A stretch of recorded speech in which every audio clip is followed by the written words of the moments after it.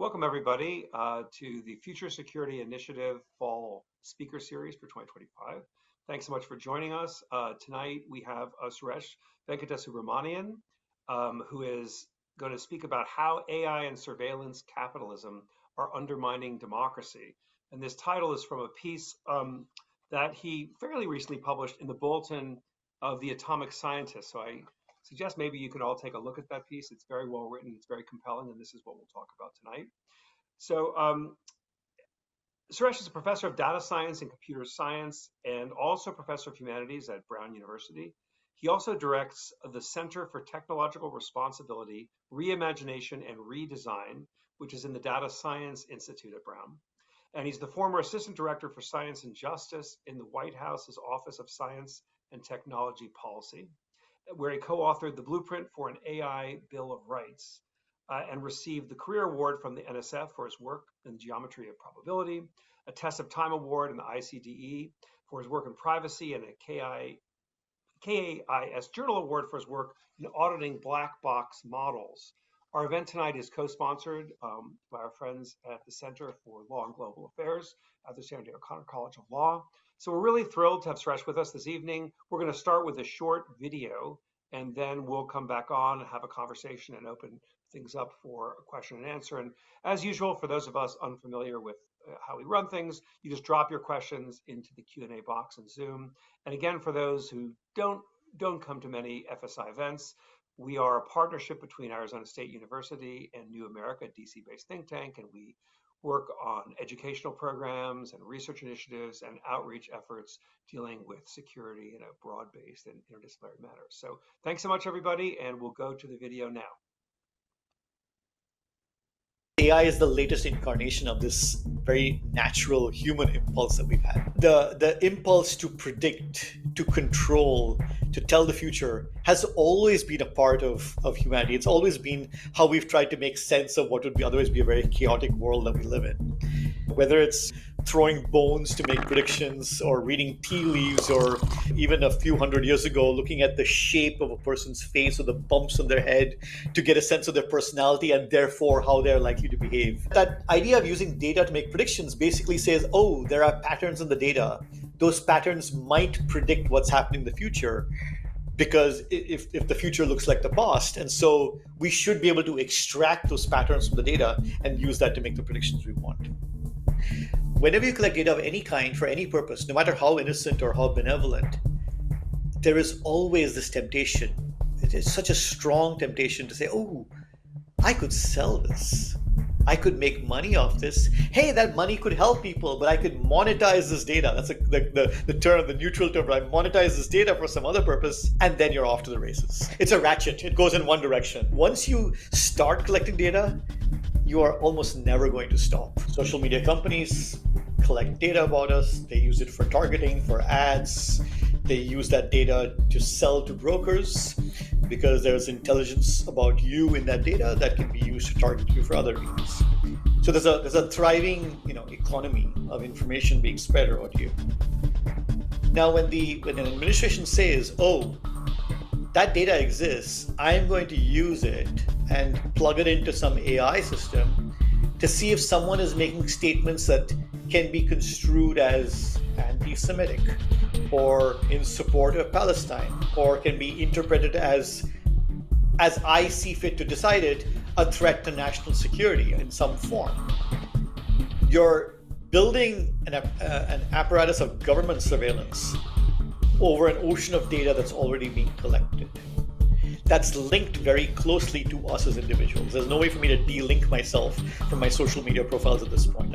And so the worst case scenario is governments turbocharge the collection of data. They strong arm companies into giving them more data that they need.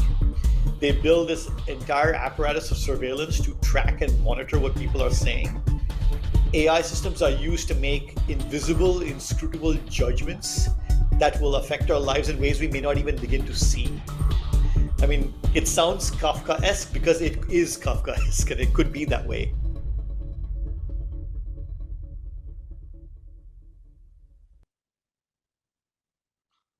Suresh, thanks so much for that. That video is very nicely made and does a good job of conveying some key points of the article. So maybe you could give us a bit of an overview of how this data collection is operating. You mentioned in the article that that it isn't the first time in human history that this sort of data prediction is going on, and that we can possibly learn something from past cases. So, can you give us a sense of maybe how data has been gathered in the past for predictive purposes, and what we might learn from past cases, given that the present is so much on our minds? Well, I mean, the idea of collecting data to make predictions is perhaps a bit more modern, dare I say, than a lot of the other approaches. When we were looking at tea leaves or looking, consulting an oracle or throwing bones, we were much more conscious of how, the fates control our future, and we need something to channel the fates. There was just the objects were the kind of the method to transmute the will of the fates into something we could make sense of. The focus on data attempts to sort of make this, more, dare I say, scientific. That we're no longer trying to we're not no longer at the mercy of the fates, but we are more deterministic entities. In fact, we are not controlled. We're controlled by our own um, internal logics that the more collection of data can make sense of. And so the question is, what are those things, right? Is it like I said, the bumps in our head, or as we got better at collecting information about people's genome, and which is happening even now, things in your DNA, or other behavior patterns or consistent behaviors, and things like that. So that's where, the more modern impulse to collect data comes from, this idea that we are predictable, we are deterministic, we are not sort of just creatures of fate. And so we can use that, just like we use data to infer things about the natural world, we can use data to infer things about us. Does that seem at all empowering to you? I don't know. It's the problem is my I've seen so many cases of this going badly that it's very hard to go back to a point where I thought could be empowering. I mean, if you think of the very foundation of the field of statistics is built on the impulses of people who were eugenicists, who wanted to, separate and categorize and segregate people who they thought were inferior, and find ways to use statistics, the data collection and data inference, to make sense of that. It can be, I think. I think there are a lot of ways in which we make judgments, blind judgments, subjective judgments about the world that data tells us are wrong. Like, and I think the core of just, a lot of physical science is just based on nature laughing at us every time we think we know what's going on. And it is a cold examination of the data that tells us how often wrong we are. And that's, I think being a scientist is constantly being reminded of how little we understand about the world and how we have to open our minds to what the world is telling us. When we turn that back on ourselves, though, how little we know about ourselves and how we should want, I think there's a lot to be learned there. I think my colleagues in cog science, cognitive science, and neuroscience would say there's a lot to learn, and I think they're right. How we interpret that and how we use that information is where it starts to get tricky, I think. And you talk in the piece about a sort of flattening of what human being is through data. Could you maybe go into a little what you mean by that, and maybe even give us some examples? So, whenever we collect data and, let's say, push it through a machine learning model or do whatever we want to make some predictions, what we are starting off is saying, if we collect these pieces of information about us, that is all we need to know about what our behavior might look like, and that everyone who has those same pieces of information will behave the same way. Right? So the first part of this is the information we need to collect, is like saying, I don't know, Daniel, are you right-handed or left-handed? You say, well, whatever, and I write it down. It's like, do you like Cheerios for breakfast in the morning, or do you like eggs? And you say something and write that down. And I write down some 5 pieces of information about you. And then I use it to make some prediction about what you're going to eat for dinner. I don't know, whatever. And everyone who has that same 5 pieces of information, I will give the same prediction to, or maybe with some sort of noise, I'll give it more or less the same prediction to. That's what I mean by the flattening, that you make a choice about how to describe someone. That description is necessarily, a reduction of the entire complexity of a person to some small set of numbers, and then you flatten it by saying they are the same as everyone else with those set of numbers. So if I make a prediction based on your handedness, I say all left-handed people or all right-handed people are the same for the purpose of the thing I want to. That is what I mean by flattening. So, but isn't the sort of excuse me, the conceit of AI that there'll be so much data that it will give a meaningful review of what a person is? Well, that's the question, will it? And the idea is definitely twofold, that if we collect enough data, just in amounts about more people, and if we collect enough kinds of data about a person, in the limit, we will get a full picture. And to think about that, I often think about one particular subcategory of AI that's very popular, this thing called emotion AI, right? Where the idea is that somehow you can put monitors on people's brains or do something else, look at their facial expressions to get a sense of their emotional state or their cognitive state, right? Things like that, like a newfangled lie detector or something else. So the premise there is that you can collect this information and it will, if you get enough of it, if you get from enough people, enough diversity, blah, blah, you'll get it. Okay, but there is now neuroscience research, and I'm not an expert on this, so I'm quoting some of the experts on this. Excuse me a second. There is research that says that the very idea of what an emotion is not something that is in nature accessible through measurements. It is a story that we tell ourselves about the physiological impulses we are feeling. So in one situation, if my stomach is queasy, I might interpret this as I have food poisoning. In another situation, my stomach is queasy, I might interpret it as I am nervous. And which one I choose depends on the story I'm telling myself about those inputs.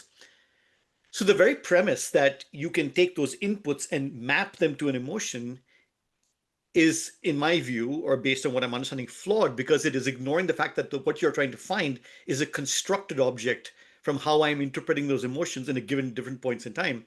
And there's no data that's going to help me find that out because it's not something that I can record as I'm doing. Right? If I want to claim that I can use AI to make this prediction, I have to be able to say, okay, I can record this information, build a model from it. There is nothing there. And so the very idea that more data is sufficient is a core tenet of machine learning. It's like a truism. It's an article of faith. It's an axiom. Pick what you want. It's often not the case. Doesn't that sound sort of redemptive? I mean, by that I mean, if it's true that these models are so poor at capturing the substance, the richness of human experience, it seems like a very powerful way to resist what the AI is offering. Yes, except that I also am cognizant, at least in history, of how we have over and over again claimed there is something intrinsically human about us that the machine cannot capture, and it has turned out to be wrong time and again. Or we've Can you defined, give examples yeah, yeah, of yeah. this? So it's very funny, right? So I was teaching this class with a colleague of mine in the history department on the history of AI, and at some point there was an article talking about the way in which people would learn prior to the printing of the prior to the Gutenberg press, right? And the way people would record information is by memorization, right? They would have all these monks and so they and memorizing and then transferring that orally in some form, or maybe there was just a few of them who could write things out because it was a very special skill. For most people, they couldn't do that. And so memorization was prized as something that was a sign of true intelligence. That the one he, always a he, who could memorize was the smartest, the wisest person out there. Of course, now the press comes along and makes memorization not a useful thing anymore. It becomes, oh, that's something that a machine can do. That cannot be what is intelligence, because we are better than that. And so somehow memorization stopped being an important aspect of what it meant to be intelligent. And in fact, some of the debates today about whether ChatGPT can sort of respond like a human, in part, sometimes revolve around the fact of, well, it's just memorizing the in training data. That doesn't count. Whereas there was a time when memorizing the trained data would indeed count as being intelligent and doing it well. So that's just one example. I mean, this happens over and over again, right? Like we tend to think of what we call human or intelligent, which are slightly different things, but what we are as people in opposition to the machines that present us with a challenge to it, right? So when chess playing machines first came out, they were built because people thought, well, game playing, that's like a really human thing. We play games, we can think rationally, we can reason, we can plan out strategy. No machine can do that. And they did that like, oh well, that's just game playing. We're much more than game players. We can do so many other things. We can reason, we can learn things. Game playing is just rules. Like, oh wait, we can learn things with machines now. Maybe that's not a thing. Oh yeah, we can be, emotional, we can feel, we can express. And then you have ChatGPT that seems to express and feel. It's like, no, no, no, it's something else. It's more, so these things, the boundaries keep shifting. I think that's also because we're also ourselves thinking about what does it mean to be us. And so we think of that in opposition to that. It seems like it's a particularly profound challenge to creative work, which some part of me, when I was going through school or growing up, it seemed like what made humans so special, or at least one thing, was the ability to create new things, whether they were paintings or poetry or scripts or name it, right? And this creative output, let's talk about writing as an example, was really something profound, and those who had the greatest talent could somehow conjure up amazing stories and then present them to the world, and that was something truly human. We know now that AI can write books, can write stories, probably will be writing screenplays we watch soon, even making the movies. Um, how seriously do you take that challenge to this idea of what the human is, particularly given the center you're running and the programs that you're teaching in, which are all about, partly about that special quality of the human. I know. I worry. I mean, I worry a lot about the livelihoods of people who have built a career, who've built a way to live and earn money doing creative work. I think that's under serious threat right now because of the idea that, oh, I need some piece of graphic art or I need a short video clip and I can just use AI to do it. I think that that's going to be a problem for the folks who had found a niche, an economic niche to survive in. I'm a little more skeptical of the idea that creative work will be compromised in its fullest form by AI. I think that I don't know, at least not that my prompt strategies are very sophisticated, but the things I've been able to get ChatGPT to produce just in terms of text are very meh. They're very bleh, very bland, very cookie cutter. They're not inspiring. They don't speak to me in any way, and you know, it's not the same thing. And yes, But they it's only get a few better over years old, time. right? It's only a few years old and they do get better, but it's still, you know, it's maybe time will tell. I don't know. I think people are also creative. I think people also learn to react to what they see in these systems and how to build off of that. I think of in music, for example, the sad story of my life is that I cannot escape AI wherever I go. I have this music podcast I listen to, which is just about music and to a musicologist and a musician just analyzing the pop music of the day. And okay, there'll be no AI in this podcast. And there was one whole episode where they were talking about AI, and they were talking about the introduction of these the vocoder and the way in which you could essentially pipe your voice to this thing, simulated sort of thing. And there was a lot of sort of reaction to the vocoder in the beginning, like, well, it's just this is for people who can't sing, using the vocoder to make it sound like they can sing, and it was just fake and it sounded. And then they started talking about some artists who've used those devices in very clever ways as part of their music to augment what they're doing in some clever ways, and then art sort of assembled, sort of assimilated these technologies, and people are not just all using vocoders to sort of sing, that they're using it in creative ways when they want to. And I think that there's a sign of hope there, right? That artists have always played with new technologies and tried to absorb them into their workflow in different ways, and this will probably be another one like that. The economic side of this, I think, is more of a problem than the artistic side, if that makes sense. Sure. Now the title of the talk and the focus of the piece is about the dangers of AI and surveillance capitalism for democracy. So could you lay out, say, your worst case scenario of how AI and data collection and all of these capabilities would are or could be harmful to democracy? I mean, just read the blogs. Daniel, it's already there.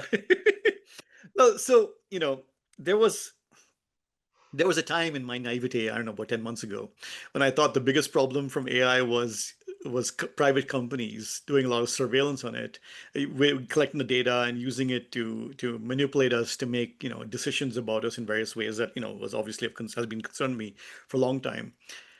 But when you combine the data collection prowess that companies have, the data collection prowess that governments have, and you put this all together in the service of, entities that want to, well, misuse the data in ways that, in many ways go outside the laws that we have protecting our data from misuse, then you see the beginnings of a vast surveillance apparatus with power behind it, legal power behind it, to do all kinds of things. So, I mean, for example, let me see. So, suppose you can subpoena OpenAI or Claude or sorry, Anthropic or Google for logs of your conversations if there's some suspicion that you've been involved in a crime. Right? This is again a thing we don't think about. And people ask all kinds of things to these chatbots, you know, for whatever reason. And if this now can be subpoenaed by the government and they can get access to it, that's already going to be a problem. And we're already seeing some initial signs of this come up. Some places where people maybe, people were going out to commit some crime and decided to ask a chatbot, how should I do this? And then that information was produced as part of evidence. That's one thing. Um, Governments, right now, reproductive care is an issue right now. Different states have very different rules and different laws about what you can and cannot do. Um, but at the same time, there are all these trackers, wearables, medical devices being sold to people to track various aspects of, their health, especially things like period trackers that are being marketed to women across the country. And then there's the question of, who gets access to the data and who can get hold of it. There's talk by the Secretary of HHS that they want to get more people wearing wearables. I think he's want everyone using a wearable within a year, and then have some partnership between HHS and the tech companies to get access to this data. What happens then when, the government knows everything about your health, especially about health in cases where there are states which have certain agendas about how to monitor and control your own health? This is we are already very close to where this is. Let me give you the last example. Ring. So the Ring cameras, the Ring doorbells that everyone has, they have a camera with them, and you're supposed to be able to use the camera. You can monitor what's happening outside. That's fine. Now Ring is saying that unlike in the past, they're going to go back to their roots in crime fighting, or some phrase like this, and basically hand over surveillance video to the cops for investigations. So you could be walking down a street with their Ring cameras, and then you could be surveilled by these devices, and among the things they want to do with this is where AI comes in to say, can you tell if someone is, approaching a house in a threatening manner? And then should they sort of notify the cops immediately? Already, OpenAI is claiming that if their chatbots detect some dangerous conversations with their clients, and maybe someone is saying something that might sound like they're thinking of committing suicide, they'll alert the authorities. What exactly does that mean? So all these things are already there, proposed in the world we're in right now. And that's what I'm really worried about. Uh, I mean, how do you see this being used in terms of broad-based repressive activities that harm a democratic social order? A step beyond crime fighting, are we headed towards some, world where the state knows all things and steps in and then represses those who are viewed to be at odds with its goals? I think yes, but the scary thing is it's not even the state knows all things.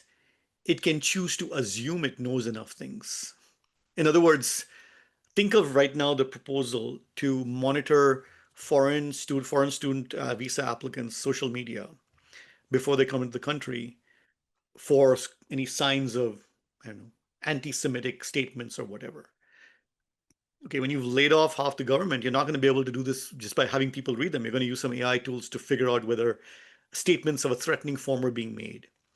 And so, whether or not that's correct, whether or not there is any knowing happening, there is the idea that you could make claims of, well, thought crime or behavior or ways of thinking that could then be used to either prevent people from coming in or threatening people who are already here, or just hanging sort of, swords over people's heads. For example, the Department of Justice has now said they're going to expand their criteria for revoking citizenship to all kinds of factors, some of which might involve using AI to analyze tax returns and potential, fraudulent claims on tax returns from many years ago.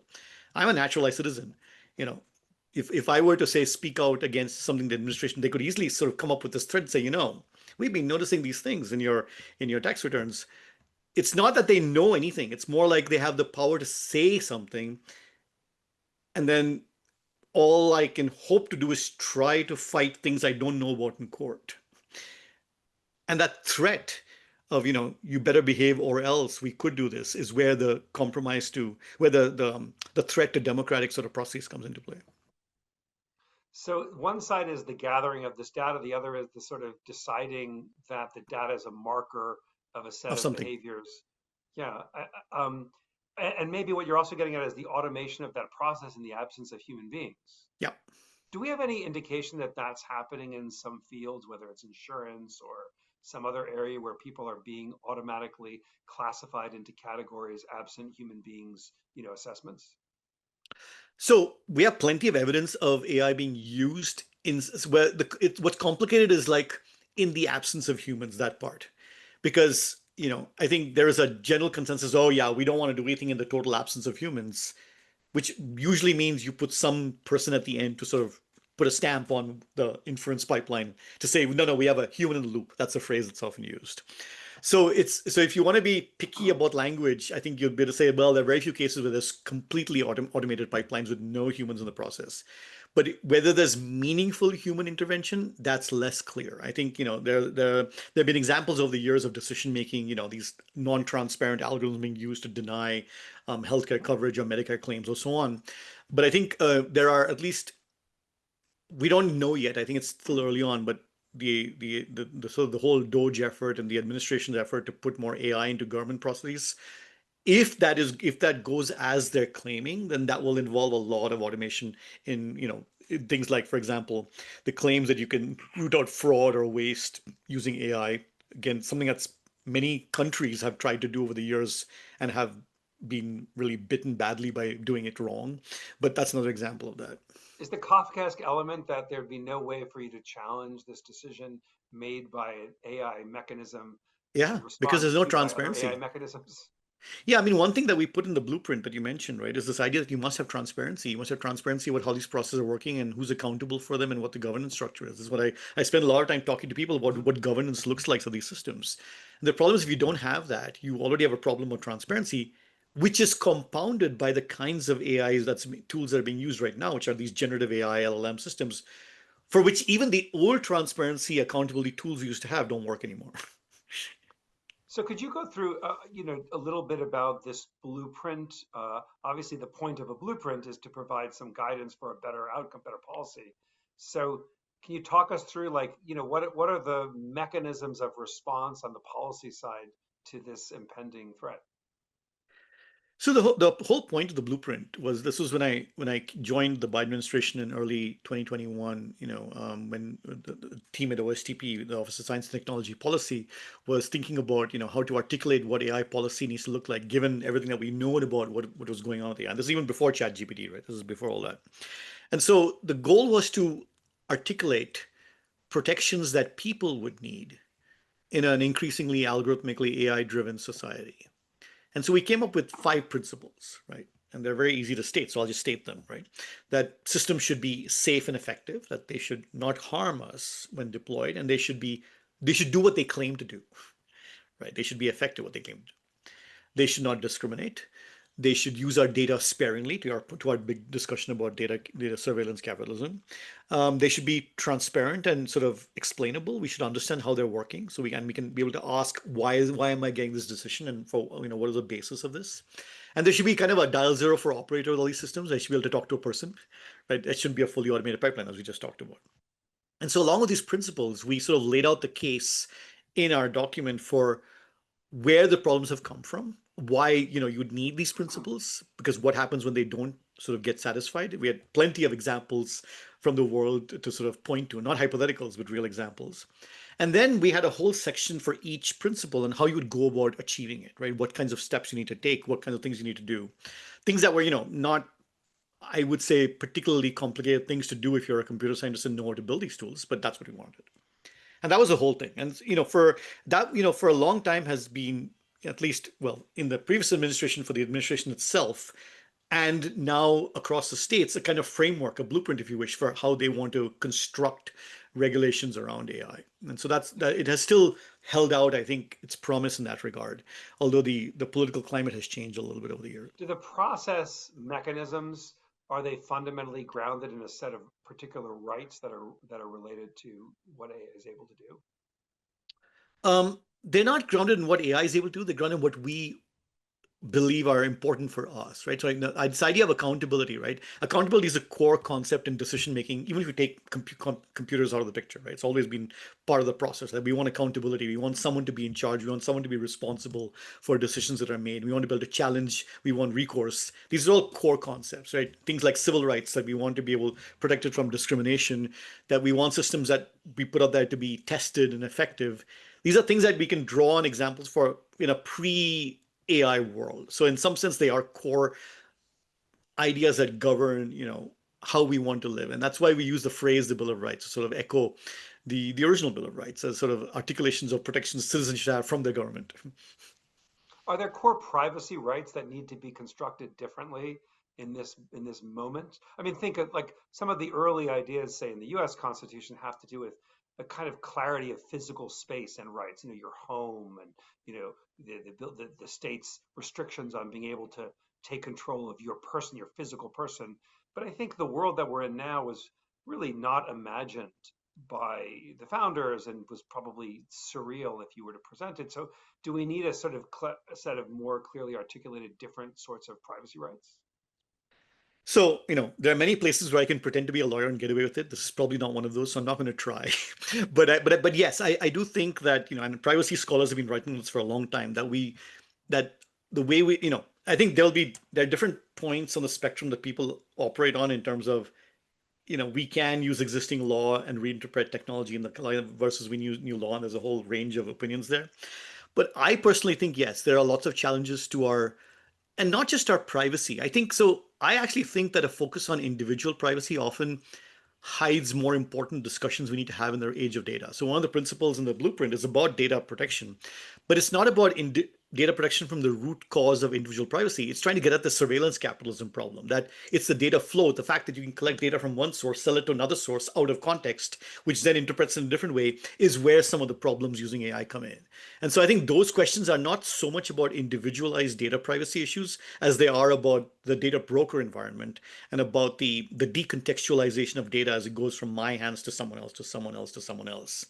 But having said that, I was just at a workshop where we were talking about AI in the criminal justice system with a bunch of public defenders and law scholars who've been looking at the Fourth Amendment and the Sixth Amendment and sort of the ways in which evidence from AI tools is presented in courts or used in investigation. There's a huge set of problems there that we don't really have good answers to, and they mostly revolve around transparency. I mean, there are tools being used to adjudicate questions of suspicion and probable cause that we don't know anything about, and the vendors using them don't let people even look at them, which I think is horrendous. Interesting. So let's open this up for questions from the audience. We have one here, question from Michelle Whistler. What are the surveillance implications of AI and big data? Oh boy, that's the whole thing, right? I mean, the way I see it is, and I mentioned the video talks about this ratchet, right? Is that first you get some data, and you're like, oh, I can find patterns in this data. Like, oh, if only I could get more data, I could find more patterns. You get more data. It's like, oh, I can do a new thing. And it just keeps, it's very hard to unwind that process once you start. And so you keep getting more. So the desire to surveil creates a desire to do more, collect more data, use more tools to collect more data, which then creates the desire to ask more questions about it. I mean, who would have thought that we could try to claim that the way you walk could be a sign of how threatening you are? But we can ask that question because there are cameras everywhere monitoring people, and it's tempting to say, we'll just use, body cameras or other cameras to sort of monitor how people are walking, and then use AI to figure out if they're walking in a threatening way or not. So that kind of thing just sort of spirals out over and over and over and gets more and more intense as we get more data. Is there some circumstance that exists, a context currently where large amounts of big data are gathered in this fashion and used in some manner related to the government power, surveillance, action? I mean, is this happening in China in a way that we can look at and assess? Is it happening in other places in a manner that sort of gives us a feel for where we might be headed? So we know that some of this is happening in China in terms of monitoring of social media and monitoring content. Of course, there's so much sort of explicit censorship that people have found ways to get around it also in many ways by sort of coding the language they use. There is definitely a lot of data collection happening when it comes to providing services when the government, so Virginia Eubanks has written very well about this, that basically the poorer you are, the less you can opt out of extensive and intrusive government surveillance into your life and to the way you live in order to get services you need, right? If you need benefits programs, if you need to apply for welfare, you need to get, help with, with your kids, you need to submit to all kinds of, and that, people who can afford to, who don't have to worry about that, who have the economic means to stay out of that, don't have to see at all.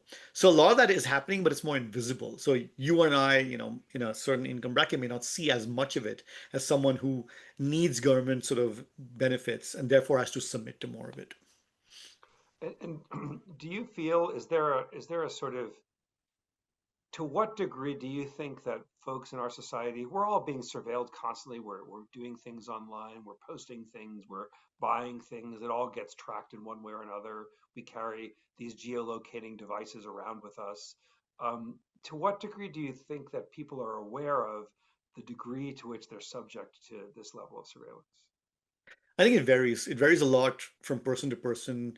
Some people are much more particular. Some people will carry burner phones when they cross international borders. Some people don't can't know it's a problem but can't be bothered to deal with the hassle. Some people don't think about it at all.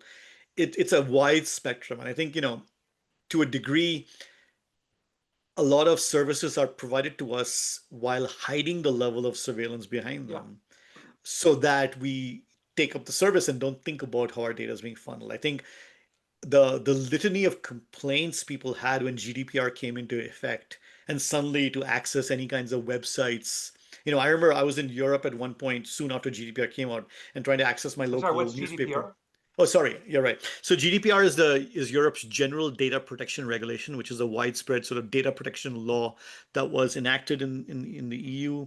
I want to say 2016, but it was came into being in 2018. If I could be wrong with the dates here. That basically put into place strong restrictions on how data could be collected, used, transmitted within Europe. But if I'm sitting in Europe and accessing a US sort of, let's say, newspaper website, suddenly I'm unable to access the website because it says, oh, we're not yet at the level where we can comply with European Mhm. rules on data flow. And I'm like, what data flow? Well, they're collecting a lot of data from me in my browser and in my and the cookies, but I'm sitting in Europe, so now they're under the jurisdiction. And so there were so many complaints from people at the time in the US saying, what is Europe doing? This is crazy. We have to click on all these links. It's terrible. But that was a sign that you actually got a window into how much data was being collected. Because now someone is saying you can't actually do that. But do we have a test case then with this policy that's Europe wide? Does it show us a world, an alternate reality from the US, say, where people are far more protected? Is that actually the outcome? There have been, I mean, doing, if you're a researcher in Europe, for one thing, you have a lot more challenges on working with data and collecting data.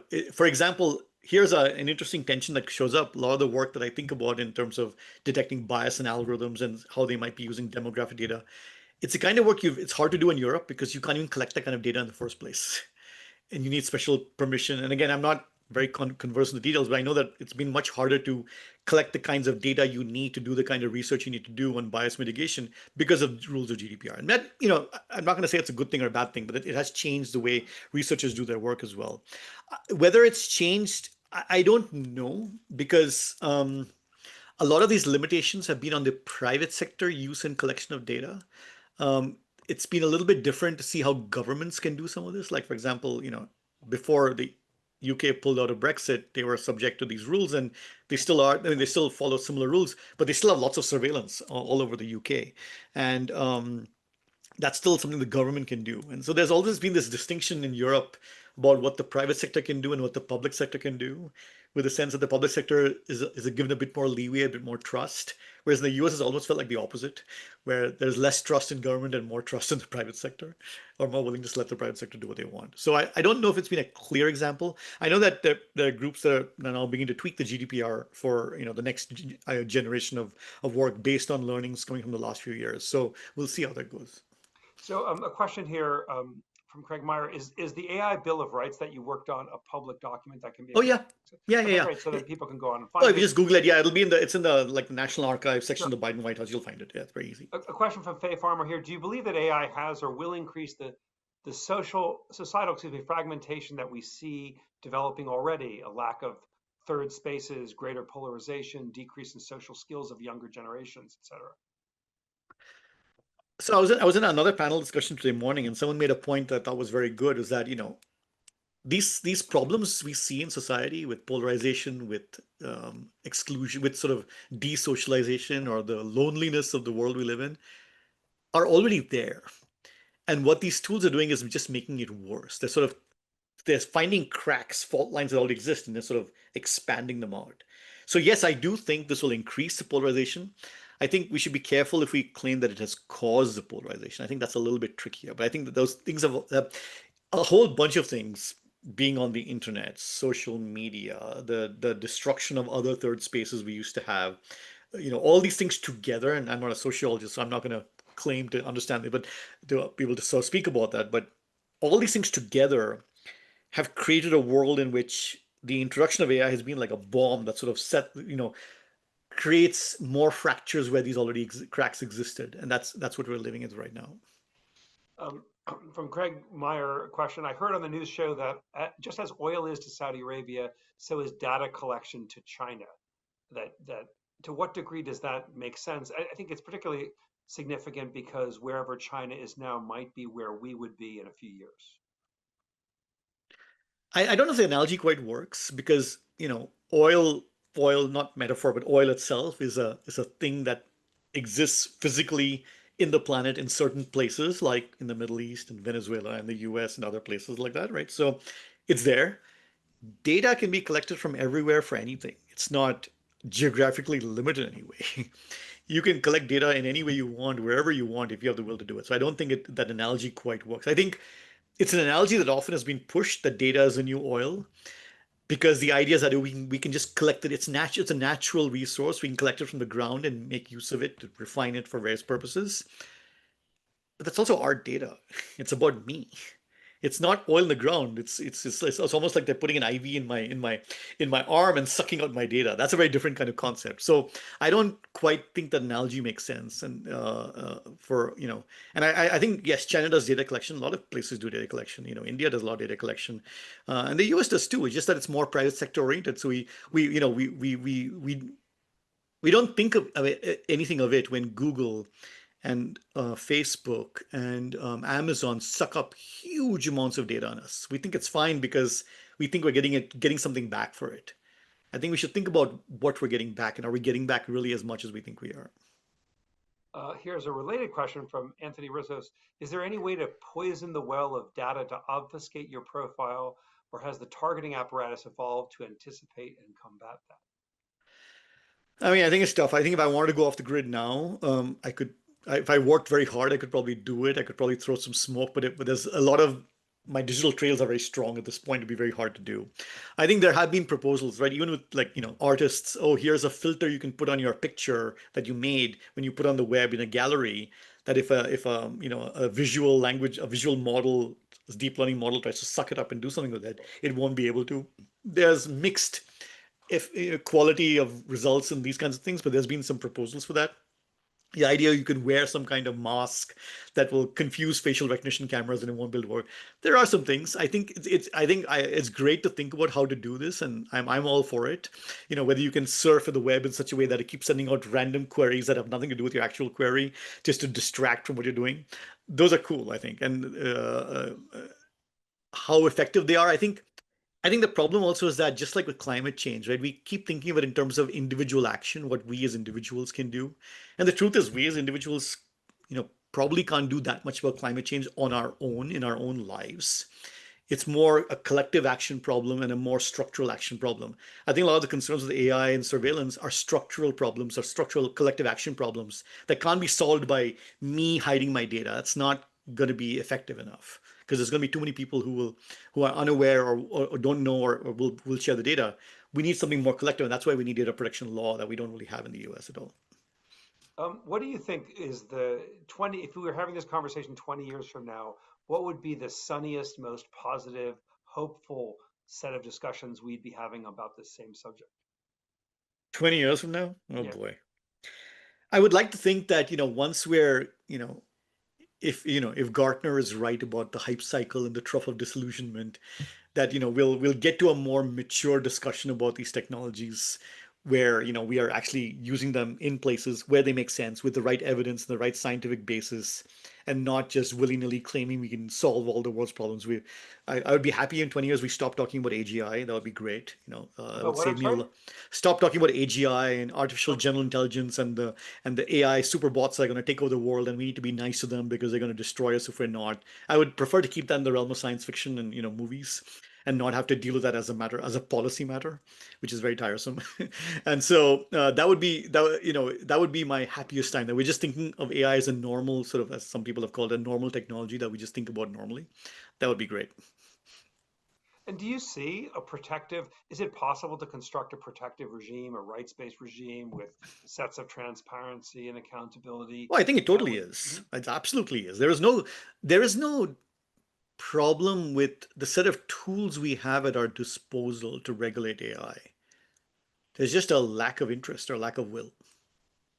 I mean, the governor of California signed a couple of AI bills, but also vetoed a bunch of other ones that could have had more comprehensive protections. It's just a matter of will. Mhm. What And do you think? Yeah, I mean, isn't it partly though that this sense of surveillance and the implications of that surveillance are probably not felt by most people as they're being surveilled. They both don't realize the scope of it, and they don't feel the negative impact of those efforts. that's part of the story. I think that's only one part of the story. I also think that lobbying apparatus are very powerful. The tech sector has a lot of money to throw at this, to threaten politicians with. And I've seen this happen now in states over and over again, where some halfway decent bill to regulate AI shows up, and then all the paratrooping lobbyists sort of fly down with their helicopters to sort of kill the bill before it can make it get any traction. And so there is the sense that the public, doesn't have the same level of kitchen table awareness or anger about AI. But there is also the power of the lobbies to sort of block any reason, and even halfway decent action on AI at all. Are there places in the world, though, where a different set of circumstances might be at play, like a particular polity, a state somewhere that has implemented effective and reasonable restrictions that produce a different output on the ground? I mean, I think, for a lot of people, the AI Act would be an example of that, which is the act that the European Union has passed. They passed last year, that should go into effect next year. Uh-huh. So What that does would it be an cover? Like example. briefly, what does it include? So it's very broad. So again, this is another thing that the EU does. They do very broad legislation. So this covers the rules and responsibilities and requirements for any developers deploying AI systems defined in some manner in various the list of high risk settings, or that they have certain requirements they have to fulfill both before they deploy a system and after they deploy a system. There are other sectors that are considered lower risk where there are fewer requirements. There are certain sectors that there's like so horrible risk that you shouldn't even use AI there at all. Like social scoring is one of them. You shouldn't be using Uh-huh. AI to do social. So there's a whole category of areas, and most of the areas we think about as sort of concerning areas are in this high risk category where they can use AI, but there's some rules you have to follow. And so right now they're in the process of laying out the actual rules, the details of what that needs to look like. And so there's been more movement there. So I think time will tell how this is playing out. The funny thing is, Europe itself is getting a little bit nervous about, like, oh no, we passed this act. What do we do now? This was a big mistake, because they're seeing that on the US side, things have moved very quickly in the opposite direction, Mhm. away from regulation and towards more sort of assertive, muscular, our American AI will sort of conquer the world kind of thing. And so it remains to be seen whether Europe continues to push for the kinds of regulations that they put into place with the AI Act, or they get cold feet and try to water it down. But it's sort of a natural experiment then, in the sense that 10 years from now, say, or however long it takes to implement that particular law, there might be a different on the ground reality as regards AI and surveillance in, say, Europe, or at least those states that enforce this, and say the US or somewhere else. There is, but like with all experiments, you have to figure out what you're measuring, right? And so I think the big argument between the US, but between folks who argue against regulation, folks who argue for regulation, has been about, well, how much innovation is there? The other side of the coin, like how many bad things don't happen, is much harder to measure. Mhm. And so if you're not able to measure the things that don't happen because of the regulation, you're not going to actually have an experiment that you can actually observe and look at the effect of. Mhm. Here's a question from Tim Nelson. To what extent, if any, and you may know the answer, have courts found that AI indicators of culpability or suspicion are relevant evidence in for probable cause for actual cases? So this is the thing, right? So okay, so there's you mentioned probable cause and you mentioned courts, and so having spent 2 days being taught by lawyers how to think about the Fourth Amendment, the first thing I'll say is that a lot of the issues with the use of AI in the courts doesn't even make it to the courtroom because it's part of an investigation. So, the AI tool might be used to cast a shadow of suspicion on someone, then other evidence is used to arrest them or issue warrants.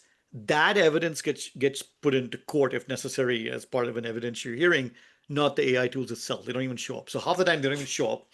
Other parts of the time there are debates about, and that people are thinking about this, what about the rules of there are rules of evidence, right? What kind of evidence is admissible in courts, and do those rules of evidence need to be adapted to incorporate questions about AI generated evidence of some kinds, right? So again, there's a reason why lie detectors results are not admissible in court, because it's a certain standard of evidence. How does that apply in these cases? So that is something people are trying to figure out right now. I would say that courts and judges in general are not very knowledgeable about the intricacies of these tools. They tend to take the claims by the vendors at face value as scientific truth versus marketing statements by the vendors. And I think and because there is no way to do discovery to interrogate those tools because they're often hidden behind either proprietary sort of screens or other things that courts don't compel exposure or transparency, it's hard to know what they're actually doing. So we're in a bit of a struggle right now to make some progress. I mean, I would say at this workshop, I went there thinking, oh, I'm a computer scientist, I can help with sort of doing auditing of these tools. And I came back realizing we're not even there yet because we can't even get access to the tools to do the auditing. And that's a much bigger problem.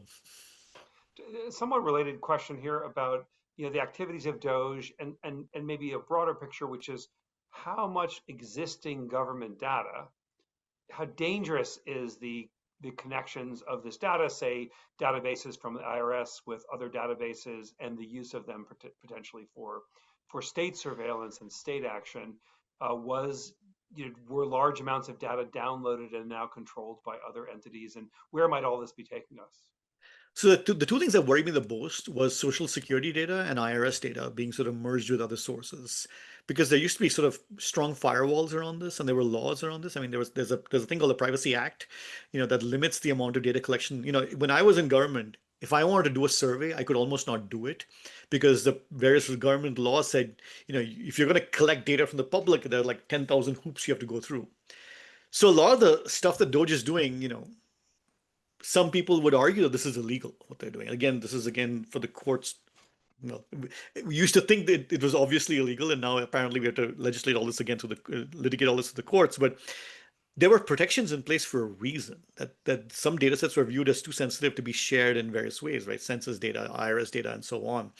And the merging of these data sets and the essentially a destruction of firewalls between the different entities that were collecting them is of great concern, because then who again, it is not even that the concern is that you will get information about us that violates our privacy. It is that you will get a pretext to do things based on the collection of data, right? In a non-transparent way, regardless of whether it reflects any kind of underlying truth or not. Is there a technical solution to that particular problem? Could a computer scientist step in and ameliorate the harm? No. This is not a technical problem. This is a social legal problem, right? If beyond saying you just won't collect the data in the first place, so there's nothing to merge.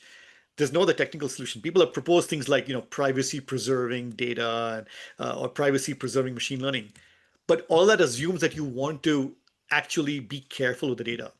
If your goal is to go in like a bull in a china shop and just wreck all the walls between data sources and put them all together, there is no technical solution to this problem. Hmm. And so, what do you see any particular actions? Do you personally take actions that might, that could be models for how people could at least seek some protection for themselves? It's very hard. I mean, I use browsers with ad blocks and cookie blockers. On my phone, the browser I use just kills all cookies. So, or it keeps no memory of the cookies. Doesn't so whenever I go to a website that says accept all cookies, I accept because the next time I go, it has no memory that I've done that. It'll have to ask it all over again. And so, I use browsers that do that. It's not. There are browsers that do that for you. It's not too inconvenient. But again, at a personal level, there's only so much you can do. I have to log into Gmail. I have to use Google Docs with my university account. Everything I say there now is, it's visible to Google in some form. They say they don't use, for example, my interaction with Gemini, but who knows? I don't know. I mean, I have no reason proof that they aren't. And if I were particularly paranoid, I would probably not be using that at all. I use Signal for many conversations because I don't trust other messaging devices. I don't trust text messages. I don't. There are things I would not put on email that I'm not happy being blazoned across a chyron of some cable channel. So I'm careful about that. But that's again, there's only a few things you can do. I think if the government wanted to, or if anyone wanted to track me and sort of accuse me of various things, I'm sure they could find ways to do it. So the center you run has the word reimagining in it. And I'm Yeah. wondering if you could leave us as we're getting towards the end of this conversation with the most hopeful reimagining vision of the potential dangers of AI and democracy. So I like to say that I'm a card-carrying computer scientist, by which I mean that I do believe in technology. I do believe that we can do wonderful things with tech, but that we are failing to reimagine how we should build the tech in the first place. I talk to students all the time who sort of assume that the world we currently live in with AI is the only world we have ever lived in, the only world we could live in. I came of age in the early days of the internet when it seemed like everything was possible and you could do anything you wanted.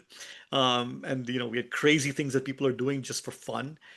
I feel like we need to recapture that idea that technology is malleable and we can build it the way we want to.